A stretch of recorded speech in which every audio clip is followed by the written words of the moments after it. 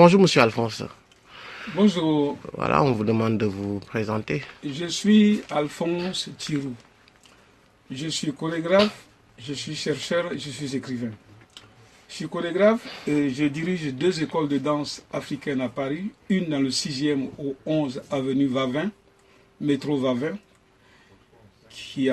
où les cours ont lieu tous les samedis, et une autre au 101 avenue de la République dans le 11e, où les cours ont lieu tous les mercredis et tous les jeudis. Voilà. Je donne des cours de danse africaine. Mais mes cours de danse africaine sortent, disons, des sentiers battus, dans la mesure où je ne me contente pas du folklore. J'ai fait de la recherche de très haut niveau. Par exemple, dans mes cours, j'essaye d'intégrer, par exemple, les connaissances d'Égypte ancienne.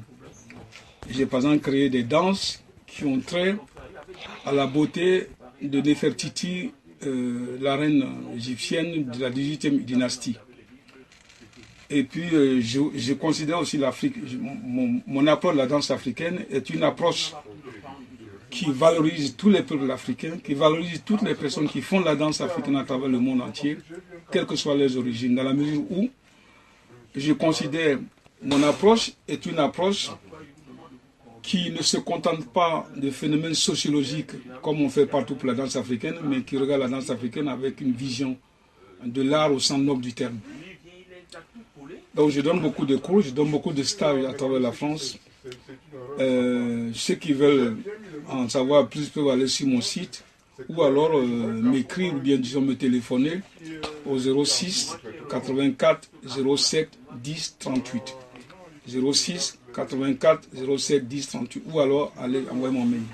Ça c'est le côté de la danse. J'écris aussi beaucoup d'ouvrages. Mon dernier bouquin s'appelle Alphabet de la danse africaine. Un alphabet de la danse africaine qui est un livre en anglais et en français. Je peux bien voir, voilà, on va bien montrer. Voilà. Un livre anglais et français. Ouais. C'est mon dernier bouquin. Il est bilingue. C'est bon, ouais. Bon. Ce livre a demandé beaucoup d'années d'études. D'abord, vous avez écrit combien de livres en fait en total? J'en ai écrit entre, je crois, à peu près 18 livres. 18 livres au total? Oui, mon dernier bouquin, qui va paraître bientôt, s'appelle De l'expression danse africaine au style de danse Doppler. Il est aussi en anglais et en français. Bon, tous mes bouquins, tous les livres que j'écris se rapportent à l'art africain de façon très poussée dans la mesure où, par exemple, j'ai écrit un livre qui s'appelle Parole de masque, un regard africain sur l'art africain, qui est un livre qui parle du masque africain. Mais le masque africain dont je parle, moi, africain, n'a rien à voir avec le masque selon les canons gréco-latins. Chez moi, un masque n'est pas un morceau de bois. Autrement dit, pour moi, les morceaux de bois qui traînent dans tous les musées du monde ne sont pas des masques africains. À la limite, ce sont des visages de masques africains. Un masque chez moi, en tant qu'Africain qui regarde l'Afrique avec des yeux africains, se compose de 3 parties distinctes. Première partie, on a le visage du masque que les gens appellent le masque ici. Deuxième partie, on a le costume. Et troisièmement, enfin, on a l'homme et la femme qui sont dans ce masque, qui portent ce masque. L'homme et la femme, je répète. Mais ces hommes et ces femmes restent anonymes toute leur vie. Ils sont invisibles. On ne parle d'eux, on dévoile leur identité qu'après leur disparition de cette terre. Autrement dit, le masque africain, c'est d'abord une vision métaphysique. L'homme meurt, mais le masque demeure. Voilà la définition du masque africain. Voici ce que nous, Africains, nous appelons masque. Et chez nous, le masque est une institution qui a des responsabilités éthiques, esthétiques et sociales. Dans le masque africain, la danse reste l'énergie du masque. La danse reste l'une des composantes majeures de la culture africaine.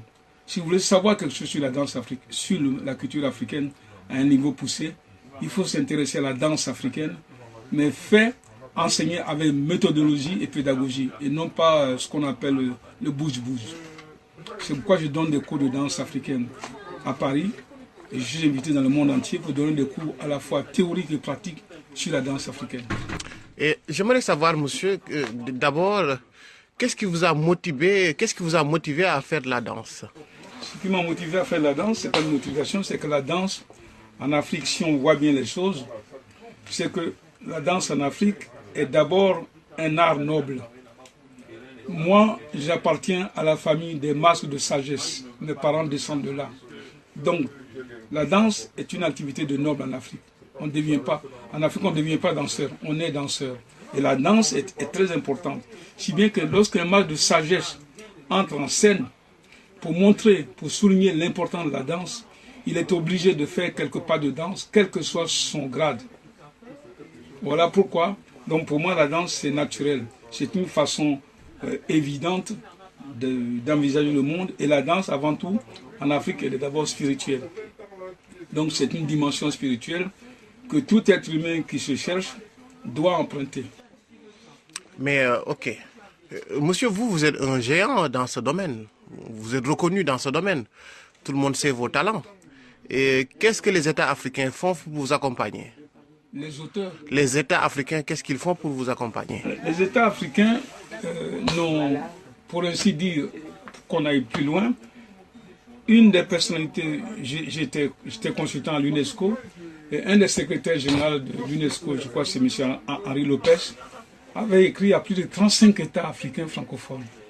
Je venais de faire une découverte sur la danse africaine, c'est moi qui ai créé ce qu'on appelle aujourd'hui le doppler.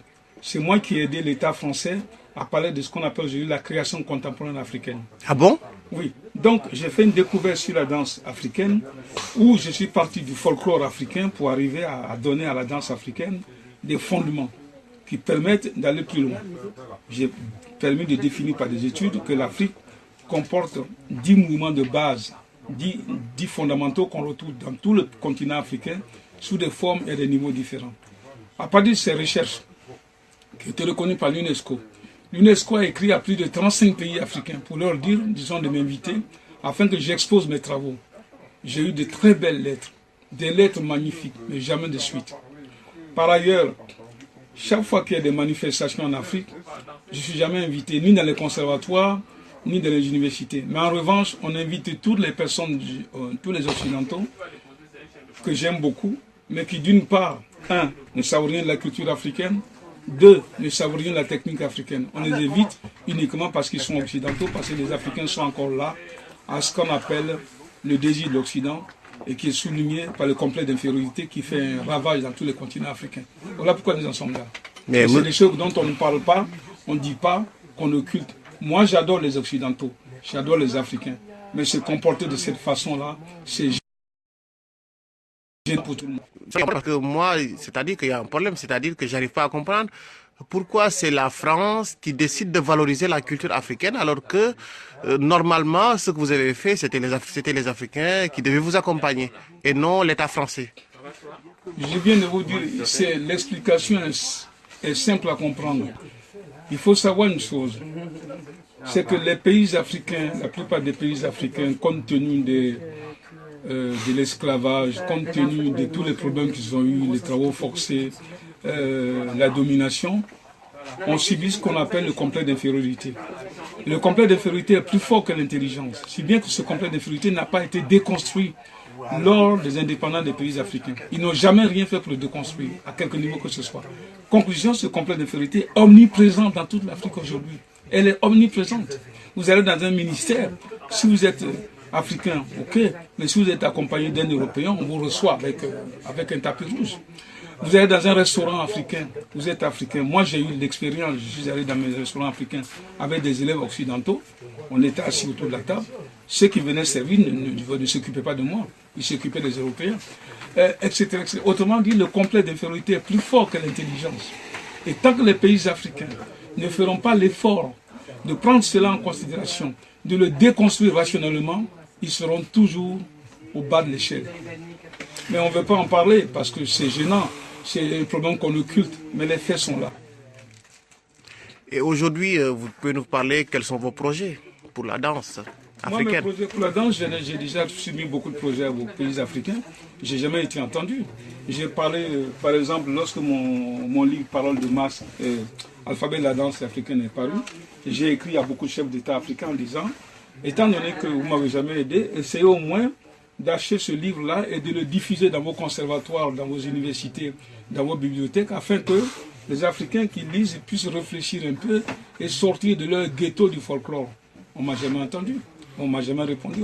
Comme d'habitude, on vous envoie de belles notes, et ça s'arrête là. Et pourquoi vous pensez que la danse africaine actuelle, c'est du folklore? Parce que en fait, je n'arrive pas à comprendre pourquoi vous dites danse africaine contemporaine. Quelle touche vous avez rajouté dans cette danse pour que vous pourriez vous l'appeler contemporaine? Oui. Sauf erreur de ma part, depuis qu'on parle, je ne vous ai jamais parlé de danse contemporaine. Je vous ai simplement dit que j'ai travaillé, c'est moi qui ai mis en place avec l'État français ce qu'on appelle aujourd'hui la danse africaine contemporaine. Oui, c'est ça. Moi, dans ma tête, c'est la danse africaine innovante. Ah oui. Moi, c'est une danse africaine novatrice, dans la mesure où on dépasse le fait de taper les pieds tous les jours et qu'on essaye de comprendre que la danse, c'est pas seulement taper les pieds. Danser, c'est réfléchir. Danser, c'est prendre en compte toutes les richesses de l'Afrique. Par exemple, le toucher africain qui est très important. Moi, dans mes cours de danse africaine, j'intègre le toucher africain. Je dois faire un stage au château, dans un château en France, le 21, 22, 23 juin. Au programme, il y a le toucher africain, qui est très important dans la mesure où, à travers le toucher africain, on arrive à faire des danses très importantes. Donc, je parle de là pour que les Africains fassent de la recherche et qu'ils enrichissent leur répertoire. Parce qu'il faut quand même reconnaître que c'est le peuple qui, au monde, dispose de la culture de la danse la plus riche. Mais malheureusement, pour des questions complètes d'infériorité, ils essaient de tourner le dos à cette richesse immatérielle pour courir après l'Occident, qu'ils veulent copier par tous les moyens. Ils miment, ils copient, ils passent tout leur temps à faire ça. Du coup, la danse qu'ils ont, aujourd'hui dans les pays africains, on fait de la danse que lorsque la danse qu'on fait est diluée, on fait 95% de danse occidentale et puis 1% de danse africaine et puis voilà. Ah bon?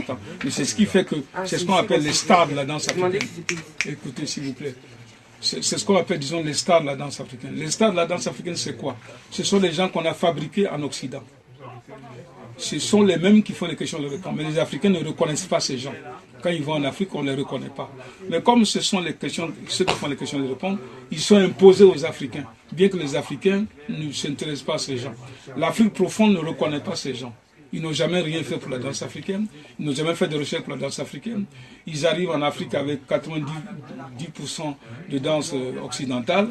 Et puis, ils font croire qu'ils font la danse classique. Mais comme ceux qui font les questions-réponses sont les plus forts, on les impose. Mais les Africains ne croient pas à ces gens. On ne les reconnaît pas. On ne reconnaît pas ces stars qui ont été fabriquées en Occident. Les Africains, l'Afrique profonde, je veux dire, les Africains de tous les jours ne croient pas à ces gens. Ils ont leur manière de danser. Ils ne demandent qu'à faire la recherche pour enrichir cette danse-là à partir de leur propre culture. On ne peut pas parler de danse en dehors de la culture qu'il a produite. Ce n'est pas possible. Quand on parle de classique, on parle de la culture occidentale, européenne. Pourquoi quand on parle de danse africaine, on est obligé d'aller chercher la culture occidentale? Et moi, je n'ai rien contre la culture occidentale, je l'adore. Mais quand je fais la danse africaine, je ne mêle pas la culture occidentale à la danse africaine. L'Afrique a ses valeurs, elle a sa beauté, elle a son sens, l'esthétique. En Afrique, quand on parle de danse, on parle de beau saillie de l'utile. Et avez-vous le projet d'ouvrir une école dans votre pays d'origine, la Côte d'Ivoire? Monsieur, excusez-moi, vous me posez la même question. Il y a des conservatoires en Afrique depuis les indépendances. Dans ces conservatoires, on n'enseigne pas la danse africaine. On enseigne la danse classique. Posez-vous la question, pourquoi? Non, je veux dire, par exemple, par rapport à vous-même. Oui, mais par rapport à moi-même, ce n'est pas moi qui décide, je ne suis pas gouvernement, je ne suis pas politicien, je ne suis rien. J'ai déjà écrit à beaucoup de pays africains plusieurs fois. On ne m'a jamais répondu ou bien on ne m'a jamais entendu. Donc parler d'école de danse, c'est vous rêver. Comment se fait-il qu'on m'invite jamais dans les conservatoires africains? Qu'on invite tous les Canadiens, les Français, les Occidentaux. Dernièrement, j'étais dans un pays africain. Je ne veux pas citer de nom parce que je ne veux pas faire de délation. Mais j'arrive dans un pays africain où j'ai été invité pour donner une conférence et participer à un festival. J'étais très étonné. Arrivé à l'hôtel, j'avais vu 2 filles de 18 ans qu'on a invitées pour que ces filles-là apprennent la danse africaine contemporaine aux Africains qui avaient 40-50 ans. Alors, oui, mais vous rigolez, voilà le fait. C'est le complet d'infériorité. Arrivé à l'hôtel, j'allais voir ces filles, j'ai dit, mais on mangeait ensemble, on a sympathisé. J'ai dit, mais quelles sont vos connaissances en culture africaine? Rien. Et quelles sont vos connaissances en technique africaine? Rien. Mais vous venez enseigner la danse africaine contemporaine aux Africains. Donc vous venez enseigner votre danse, votre façon de voir les choses. Je dis bien, nous on nous a invités, on vient faire ce qu'on... Elles ont raison, non? C'est pas leur faute. Donc je n'ai pas à leur accuser, mais c'est la faute à qui? Aux Africains qui manifestent leur complexe d'infériorité en ce comportement-là. Et moi, on a refusé que je donne un cours de danse africaine. Pourtant, je suis le chercheur mondialement connu. On a refusé que je donne un cours de danse africaine dans ce festival-là. Alors j'ai pris mon avion et je suis reparti. Voilà le complexe d'infériorité. Il fait un ravage en Afrique. Mais personne ne veut en parler, puisque c'est ni un chef d'État, ni les gouvernements, à tous les niveaux, le complexe d'infériorité est omniprésent dans la vie des Africains. Personne n'en parle. Et tous les Africains veulent se comporter comme les Occidentaux. Lisez Fanon, lisez Sarr, lisez Aimé Césaire, vous comprenez. Mais on a l'impression que les gens ne lisent pas. Mais encore une fois, je n'ai rien contre la culture occidentale, puisque les civilisations n'avancent que par le biais de l'emploi aux autres. Il faut bien le comprendre. Je suis ouvert à tout, mais quel continent ne veille pas à regarder sa propre danse, sa propre culture en face, qu'il en ait honte de sa propre culture, qu'il a honte de sa propre peau, ça devient grave. C'est vrai. Quel avenir pour un peuple qui n'aime pas sa propre peau, qui n'aime pas sa propre culture, et qui passe tout son temps à vouloir imiter l'autre. Et l'autre, cette peau-là, ils n'auront jamais cette peau blanche qu'ils veulent avoir, ils n'auront jamais. Et ces blancs qu'on fait descendre en Afrique par tous les moyens pour se faire bien voir, ne connaissent rien de la culture africaine, ne connaissent rien des techniques africaines. Ils enseignent quoi donc aux Africains? Ils enseignent leur danse, danser comme nous. C'est ce que veulent les Africains. Ok. Je ne suis pas contre, mais moi, cette façon de voir la danse, la disons, ne m'intéresse pas. Mais j'aime bien, par exemple, la preuve, c'est que dans tous mes cours de danse africaine, j'ai beaucoup d'Occidentaux qui ont compris que pour faire, nous devons faire un pont entre l'Occident et l'Afrique. Pour faire un pont, il faut bien qu'on se comprenne. Donc moi, les cours que je donne sont ouverts à tout le monde. Ils ne sont pas fermés. Mais quand je vais dans les châteaux, dans les exceptions, je ne vois pas d'Africains. Hein. Ils ne viennent pas là. Parce qu'on leur a dit, s'ils ont la dent dans le sang, ils remuent les fesses. Non, avoir la dent dans le sang, ça ne veut rien dire. C'est vrai que l'Afrique a la culture de la danse. Mais ils ne font rien pour développer cette danse-là, du point de vue technique, du point de vue esthétique. Remuer la fesse, tout le monde peut remuer la fesse. Mais on ne veut pas dire cette vérité aux gens. C'est qu'on a l'impression qu'on passe son temps à flatter les Africains. Et on a l'impression qu'ils aiment bien qu'on les flatte. Non, moi je les aime, je les adore. Et pour cela, je leur dis la vérité, qu'on aille pour qu'on avance. Mais en même temps, de même que j'adore les Occidentaux. Parce que je n'ai pas ce problème de division. Non, non, non. Mais si les Africains ne veulent pas se prendre en charge, c'est leur problème. Et on domine que si vous êtes dominable. Si on vous domine que si vous êtes exploitable. Voici des gens qui disposent d'une culture de la danse, qui sont les plus riches au monde et qui n'osent pas regarder ça et qui enseignent dans leurs conservatoires et dans leurs universités des danses occidentales. Et qui hiérarchisent même dans les universités, les conservatoires, les danses sont hiérarchisées. Le cursus le plus haut, c'est la danse classique. Après, on descend dans la danse latine. Après, on arrive aux danses orientales. Et la danse africaine, c'est vraiment, disons, le bas de l'échelle.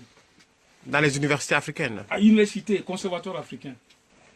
Et quand ils passent ce diplôme, on passe un diplôme, on a passé un cursus en danse occidentale, et puis on va dans les villages. Après, on va interviewer les villageois, essayer d'étudier leur danse folklorique.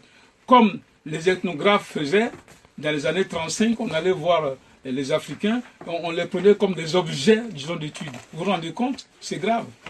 Mais on en est là. Et ça se fait toujours en 2018. On est en 2018. Et c'est grave. Et je pense que le conditionnement est plus fort que l'intelligence. Les Africains sont des gens très intelligents. Je suis désolé. On les trouve à Polytechnique, on les trouve à Centrale, on les trouve pour. S'ils en sont là, c'est parce que le conditionnement n'a pas été déconstruit. Or, la science nous démontre que le conditionnement qui n'est pas déconstruit est transmis de génération en génération. Ce n'est pas une question d'argent, pas une question de diplôme. Vous pouvez être milliardaire, vous pouvez avoir tous les diplômes du monde, le conditionnement, vous ne l'avez pas, vous l'avez, et vous conduisez comme ça. Voilà pourquoi les Africains se conduisent comme ça, à beaucoup de niveaux. Je connais beaucoup d'intellectuels africains qui sont barrés de diplômes, qui sont bourrés de complexe d'infériorité. Voilà la situation. Il faut le déconstruire, ça. Et si on le déconstruit, on fera du bien à tout le monde, aussi bien à l'Occident, disons qu'à l'Afrique. Mais tant qu'on occultera ça, qu'on ne voulait pas en parler, bon, mais tant qu'on n'en parle pas, les choses continuent. Ok. Bon, avant de finir, j'aimerais que vous nous présentez chacun de vos livres. Voilà. J'ai parlé de Mars qu'on a déjà vu. Oui. Voilà, c'est un Mars dans lequel qui vous fait la différence entre ce qu'on appelle le masque en Afrique et ce que les gens appellent masque dans les musées français. J'ai l'alphabet de la danse africaine, qui est le seul livre au monde en anglais et français qui dépasse le folklore pour parler de la danse au point de vue artistique, au point de vue esthétique, et qui prend en compte toutes les valeurs de la danse africaine. Par exemple, un fait que vous pouvez vérifier, trouvez-moi, à l'heure où je parle, un seul critique occidental ou africain capable de vous critiquer un spectacle de danse africaine. Il n'y en a pas. Si vous dites le contraire, ils viennent me voir. Pourquoi? Parce que tous ces critiques, aussi bien occidentales qu'africains, ils ne critiquent le spectacle de danse africaine qu'à partir de la grille de lecture de la danse classique. Qu'est-ce que la danse africaine a à voir avec la danse classique? Comment on peut analyser, critiquer un spectacle de danse africaine à partir d'une grille de lecture de danse classique? C'est pas possible. Mais ça se fait comme ça depuis toujours et personne ne dit rien. Ou alors les critiques occidentales ou africaines, pour les spectacles de danse africaine, ils ont que deux mots. Ah, c'est beaucoup de rythme. Ah, c'est très énergique. Moi, pour moi, c'est pas de la critique, ça. Bon. J'ai un livre sur le nom africain au langage et tradition. Il faut comprendre que le nom en Afrique, il véhicule un enseignement très important. C'est à travers le nom que les artistes ou bien les chanteurs qui sont des couloirs de transmission de la culture africaine arrivent à passer un enseignement très important. Le nom est très important dans les pays africains. Et chaque nom africain, c'est en quelque sorte, disons, c'est un langage, c'est un enseignement, parce qu'en Afrique, chaque nom a une signification. Ce n'est pas comme les noms qui sont tirés d'un calendrier et puis qu'on impose, non. Autrement dit, les noms africains sont aussi nombreux qu'un ciel étoilé. Ok. Et ça, l'autre aussi, voilà. J'ai un livre ici, ça c'est un roman qui s'appelle Ségoulédé. C'est une histoire, disons, d'amour entre un universitaire et entre deux personnes qui ont fait des études et qui ont été plus ou moins étranglées, disons, par la tradition. Et la fille a disparu à cause de cette force. Voilà. Ça aussi, c'est quoi? C'est quel livre? Ça, c'est mon parcours. C'est votre parcours? CV, mon parcours. Ceux qui veulent savoir quelque chose sur moi en profondeur, ils vont ça, ou alors ils vont sur mon site qui est Alphonse. Non. Et mon site c'est www.tirou, T-I-E-R-O-U, je crois, doppler.com, je ne sais plus. Enfin, je vais le dire. En tout cas, monsieur, merci beaucoup, monsieur Alphonse. Et c'était vraiment sympa de partager un moment avec vous. Ok, merci beaucoup. Et voilà, on se dira à la prochaine. À la prochaine.